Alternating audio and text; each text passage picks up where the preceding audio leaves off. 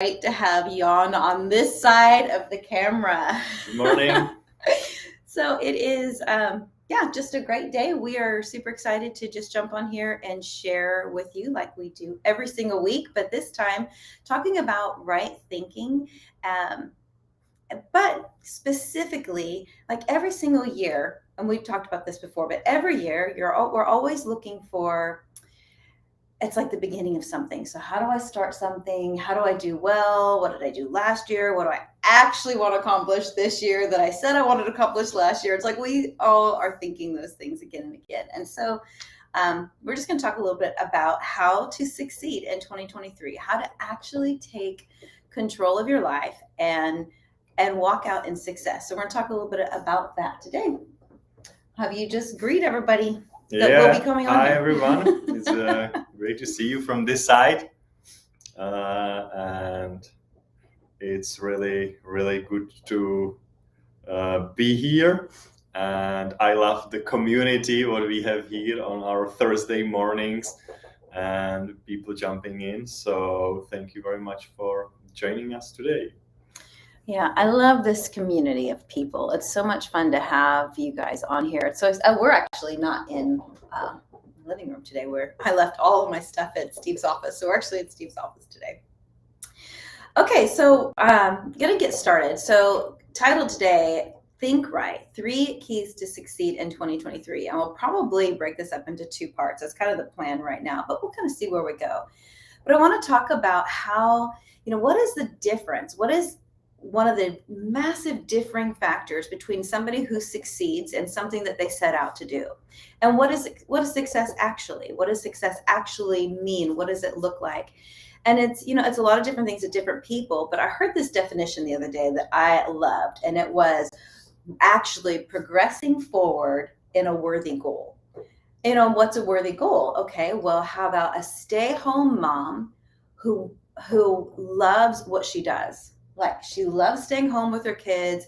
She loves doing that. That is success. Like, she is actually doing something, progressing in something that's a worthy goal. And to her, to be able to stay home and be with her kids is a worthy goal. Well, the same thing for somebody who, set out to, create a movie, or I don't know, all of a sudden I'm like drawing a blank on anything, build a house, whatever it is. It's like they have a goal and they're actually moving progressively forward in something that is worthy to them. And so that's what I want to say, what success actually looks like. And each and every one of us, we have goals in our life, things that we know we want to achieve, and dreams that God has placed on the inside of us. And it's interesting how year by year things can go by and we've not progressed. And so I want to talk about that. First of all, a worthy goal is what is important to you.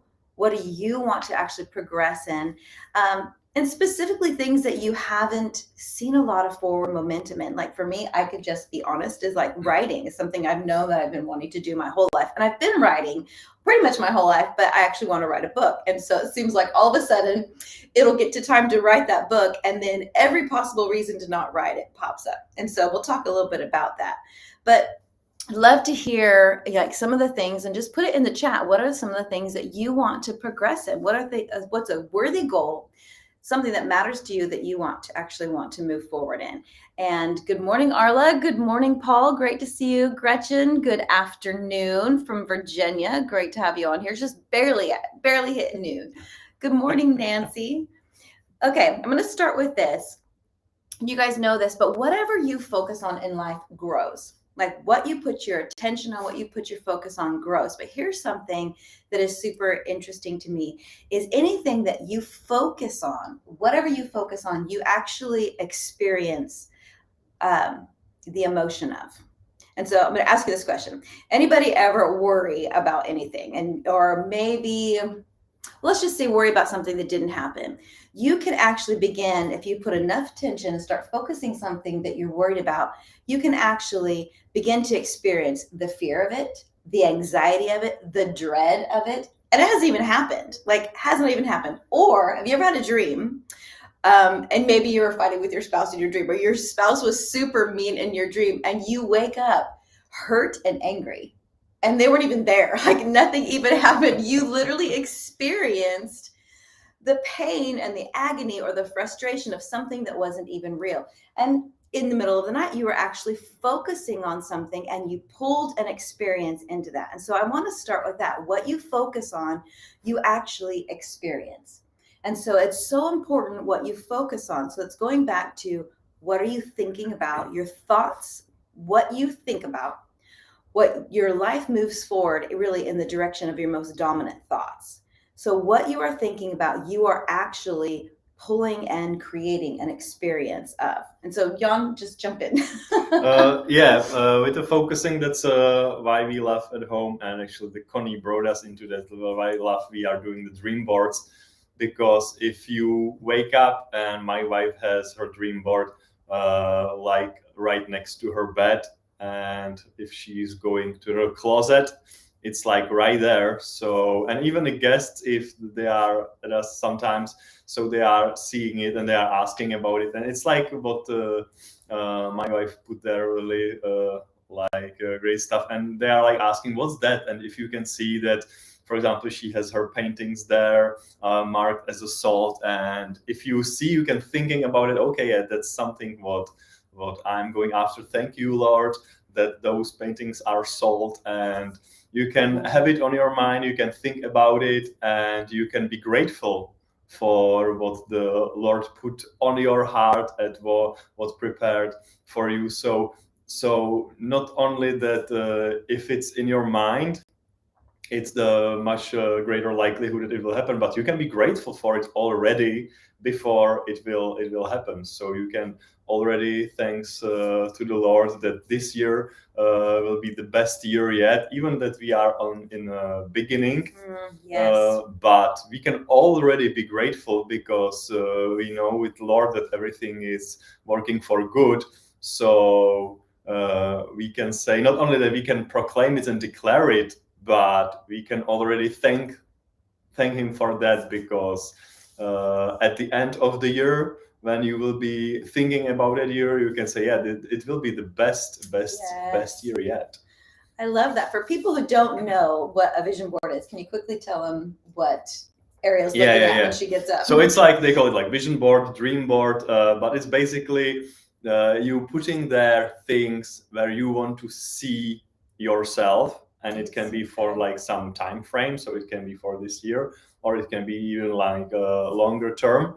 But basically, you are putting there things that what you want to see that is happening to you. So, for example, our dream is to have a house, or I mentioned the paintings. So, whatever you want to see, you put it there, and then you have it on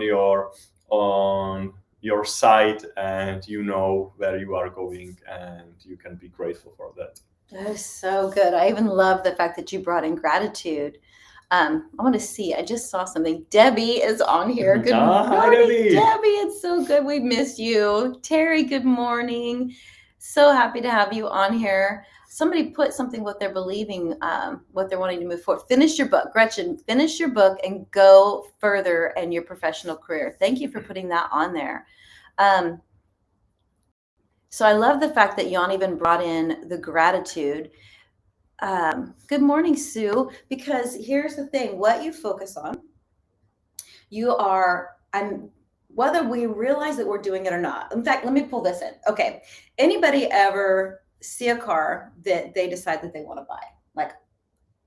Like for me, just recently, I have discovered the car that I want. So it's a Ford Explorer. It's a new Ford Explorer, and it's red. It's like the ST model, whatever it is. I didn't even know that model existed. I had seen the Ford Edges, didn't even know there was a Ford Edge, but I saw one and I loved the shape of it. I loved the style of it. And then I had a friend who had one, didn't even know she had one. I rode in it and I decided I really liked that car. So my husband and I went down to Corning Ford. We were going to look at one. And then they told us that they had started making the Ford Explorer smaller. And so I decided, oh, wait, I like that. And he said, well, let me show you this one. And it was like a 2022 brand new model, red with the black package. And then we made a mistake and climbed in it and took it for a test drive. It like throws you back in your seat. And the funny thing is, I every single day I see them. everywhere I go, I see not only a new Ford Explorer with a black package, I see the red one that I want. That's crazy to me.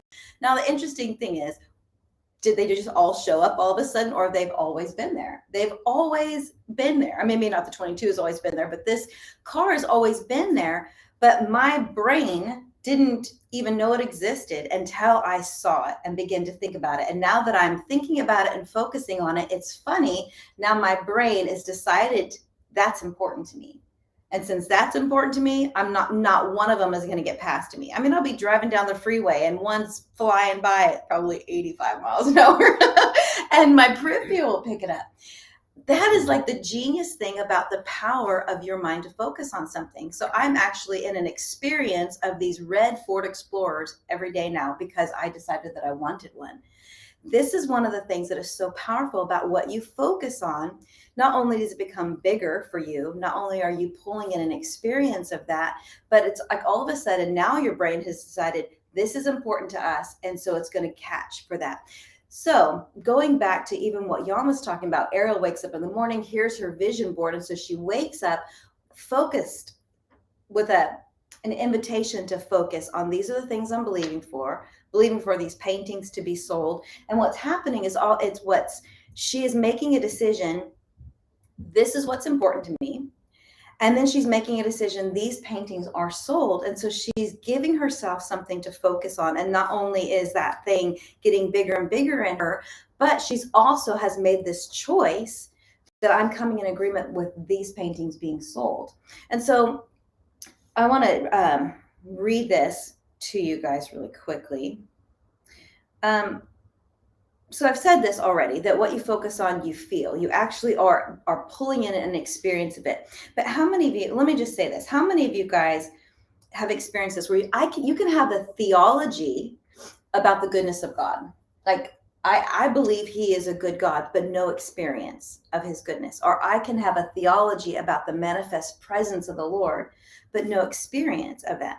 And I think this is interesting, going back to, I had a dream about my husband being angry, and I experienced his anger and his frustration, and I was mad and I was hurt, and it never happened. And focusing on something, you're pulling in an experience and a feeling to it. And so what you think about something is always going to be more important than the something. What you feel about something is going to be more important than the something, because you're actually creating an experience. You're making that thing bigger and more real. So in Joshua 1:8, the Lord's talking to Joshua. He's getting ready to head into the promised land. He's going to lead all these people into the promised land. And before he goes in, the Lord tells him, this book of the law, so talking about the word that he had, this book of the law shall not depart out of your mouth, but you'll meditate, focus, day and night, that you may observe to do according to all that is written in it. And then you will make your way prosperous and you will have good success. So Joshua is getting ready to step into this crazy, he's leading these millions of people into the promised land. He's like kid compared to Moses. And here's Moses with all his wisdom and his connection with God. Now Joshua is getting ready to go in to do this impossible task. And the Lord says, you want to succeed at this? This is the way you're going to succeed. You're going to take this book of the law.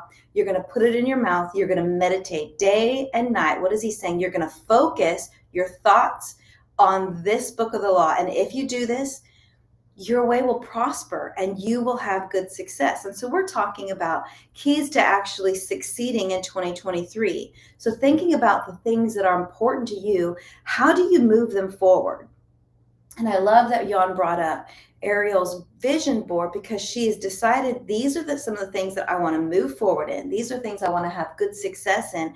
And so what I'm going to do, I'm going to focus on them. So what does focus actually look like? And so maybe you can talk a little bit about that, like even with the two of you and some of the crazy miraculous breakthroughs you've had, what did your focus actually look like? And when focus, what did you think? What did you meditate on? How did you practically put it into practice? So that's interesting. I maybe go a little bit behind, but I'm just reading the Atomic Habits book. That's such a good book. Yeah, and the interesting thing is what I was just reading yesterday. that if you are changing your habits like 1%, if you are changing something, it's like 1% every day, which is like really little changes. So in a whole year, it can be like 37% improvement. So it's like compound interest. If you are like putting something small to it and doing it like regularly, you cannot feel anything in that moment, but in the long term, it's like getting a huge improvement, and it working with the negative also. So if I don't know, drink the coffee full of sugar one time, nothing like will happen. Your weight doesn't change. But if you're doing it like every day, so you will feel it in a few months or years. So same with the improvements, that we can do like slight change, and you can do one declaration a day, and you are not feeling the change in that moment. Yeah. But in like a long term, when your mind's starting to renewal, and if you decided that you will be eating healthier, you will not feel anything probably first few days or weeks, but in a few months you will step on a scale, and now you will see that your weight dramatically changed. So and also what actually I love the most, that he's like comparing what he is using the language. He's saying that the goals versus creating the systems. So if you have some goal and even you achieve it, sometimes people are like not feeling accomplished, because what next, and they looking for something. But if you create a system, and you learn how to be like happy that you are already doing something, so you are not looking for like the outcome, but you will enjoy we could tell it the process, or so that actually you are getting improved all the time, and you will see the fruit, but you are already there. It's like a goal. So I feel it, that the thing I mentioned, that if you are like grateful, and if you are looking for the things into the future, and you make it your like lifestyle to be grateful, so you are already there. So you are not really like waiting. How Steve call it, to living like in a future. If you are like focusing on goals, and you are like, I cannot wait when we will have a bigger house, I cannot wait. And you are like saying to yourself, when we finally will have our dream house, then it will everything be okay. Yes. Or when I will be finally driving my car, then I will be happy. But if you like learn to live, okay, this is the thing I'm going after, but I'm deciding to be like already joyful about it now, and already be like enjoying it the way there. So good. you can always like going how to say, you can always improving yourself, and you can always improve your relationship with God, and always be like grateful, and the good things will be happening, and the things will be happening, but it's not like your ultimate goal. If you're like, if you are like thankful in all the circumstances was happening to you, to the Lord, so then whatever is happening, you like already there, because this is your like destination to like not the one specific thing that we are looking for, and when it happened, then it will be happy, but it's more like lifestyle of being grateful and going for those things. So we definitely believe that all the things what you are believing for the 2023, that it will happen, and it will be a great year. But also, if you make it as a improvement, like small steps, so even when the year 2023 will be over, so you still have the momentum to go forward. And that's so good. I love the emphasis on being grateful and, is it destination disease? Is that what he calls it? Oh yeah, destination disease. Yes, Like yes. when I get this, Yeah. when I get my house, when I get my book finally written, when I get, whatever it is, then I can be happy. Then I can be joyful. And I love that he always asks that question. Ask yourself, why am I not radically joyful right now? What is it why I'm not radically joyful right now? And you'll find that most of the time it comes back to what you're thinking about what you don't have or what you haven't accomplished. And when we focus on what's not going right or what we haven't done, I think that is, we can get ourselves so discouraged by what I haven't done well or what I haven't completed, rather than thinking about making, I love that you talked about that, the small steps towards a goal. And I love that Steve has these systems that he puts up. So he has different things that he wants to accomplish every single day. And so he has little systems that he sets up, and your system is going to look different for you. But what is something that you can do? One, getting stuff just even on your calendar.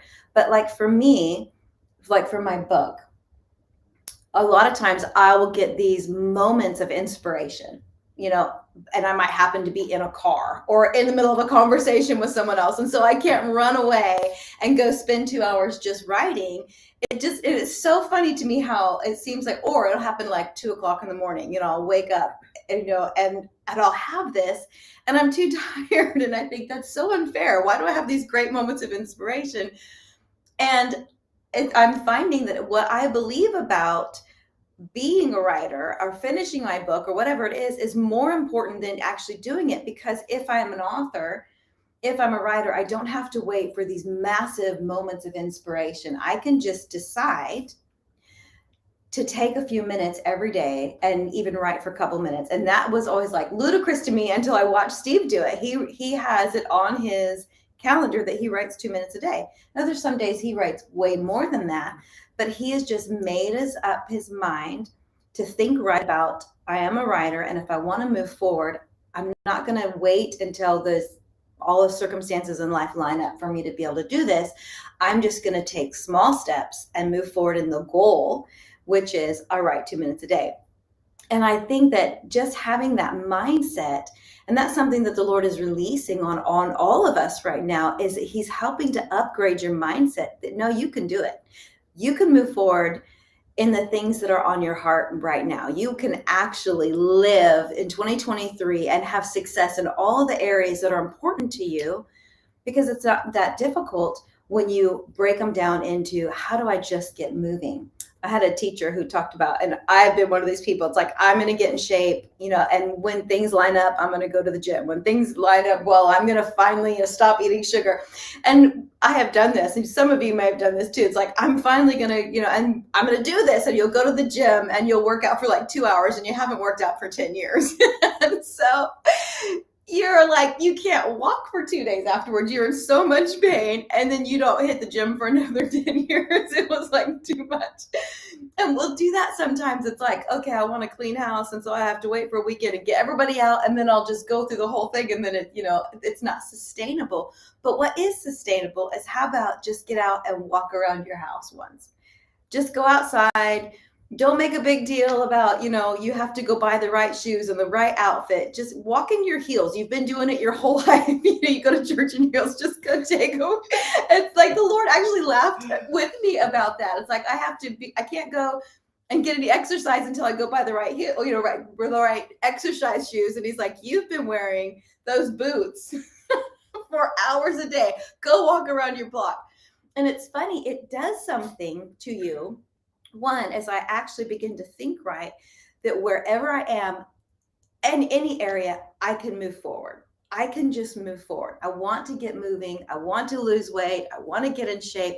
I'm just going to go walk around my house, or I'm going to walk around my living room. I'm just going to move in that direction. And you find out, wow, I can do that. That was easy. I was so surprised. That was actually easy. And I want you to think about this for a minute. When we get caught up in thinking about what I haven't accomplished, what does it lead to? Like, it doesn't lead you to victory. No self-condemnation ever actually inspires you to do more and to be better. Instead, it just leads you into the trap of guilt and condemnation. Now what's happened is you have these lying counselors telling you why you can't move forward. So instead, what can you do? What can I focus on? How can I change my thoughts right now to move forward in one direction? Jan has you guys bought your uh, what is it called, motorhome, Oh yeah. and just tell a little bit about that process, because it was a big dream that you've had for a long time, and then all of a sudden it was like overnight there's your dream and manifestation. But I would just love for you to share a little bit about that. Yeah, so I'm not sure what exactly I want to share, but yeah, for us, we dreamt of it even before we came to United States. So we even like it was like 9 years ago, we didn't even think about going to United States. So I was like thinking it would be nice to have like a motorhome in Europe and travel in Europe. Then we moved here, and we found out that here the motorhomes, it's much better, because in Europe you have like 3.5 tons limit. So all the motorhomes and RVs are like paper. It's like really thin wall, because the weight needs to be really like thin. So we found out that here motorhomes are even like better, and driving it here is easier because the roads are wider and you have much more like place to park, especially in California and other states. So it was like even this is like much better. So we went really after it in the United States, and we were like, our budget was limited, so we were like looking for something, and we found like really large one, because we have like large family. So we found really large one. It was older for a really great price, but it has really low mileage. So it was like perfect, because it was not expensive, but it was really large and really in a great condition. So, and we finally bought it for money that we thought it's almost impossible, but Yeah. we had it on our dream board. And when we saw it on a Facebook marketplace, we went there immediately, and it was like nine o'clock at the evening. So I just messaged the guy if we can like go to look at it, and we came there, and he was like 30 people wrote me about like questions, and you were like, we want to come right now. So he replied to us, and we bought it the same night. So yeah, so it was really like we had on our heart, and we bought it for like cash, because it was like really for our situation, it was the best. What even we couldn't like think about it. It was even like the bigger and better really for our family. So I love the fact that I should preface with this. They had it on their vision board. Oh yeah, we had it there. Yeah, you had decided that this is something that you want, and it was like, and here, how long had you guys wanted one? Like, yeah, for sure. We talk about it for like 5 years. Even when we were in Prague, but then we knew we are moving to United States, so we like put it on hold. Yeah. But we think like talk about it and wanted to buy it. Yeah. So. And then from the time that you came into agreement and put it on your vision board, what was the time frame? I think it was like 6 months. Wow, 6 months. Yeah. 6 months. I remember the excitement of it, because we were going over vision boards and talking about it. Yeah. And then there's this, I backed on Ariel's, it was so funny, but just the picture that she put on there. And then they were actually believing for it and looking for one. So, and that's the thing, made a decision, could see themselves in this thing, actually took a picture of it, put it on their vision board, and started believing for one, looking for one. And then it was like that. They're in one. In fact, all 5 of them were in the road. No, more than that. We're in the road and going in one. And it was just like, I love that story, because, you know, it brings back to what seemed to be like an impossible thing for a while. So not only was it the minute you came into agreement by focusing, by thinking about it, believing for it, and not only did it take it out of the realm of impossibility, it became super probable. And then you're just in it. You like literally just walked into something. And I think that's something that's coming for each and every one of us is God is actually breathing life on you and on your dreams right now. We'll continue this next week. Love you guys so much. Thank you so much for being on here with us. And remember to be the biggest, most profound encourager that you know. And then all this week, think about what you're thinking about. Think on purpose and put your focus on what God is doing and what you can do right now. And we will talk more about this next week. Love you guys so much. Bye-bye. Thank you, Have a great Jan. day. Bye-bye. Great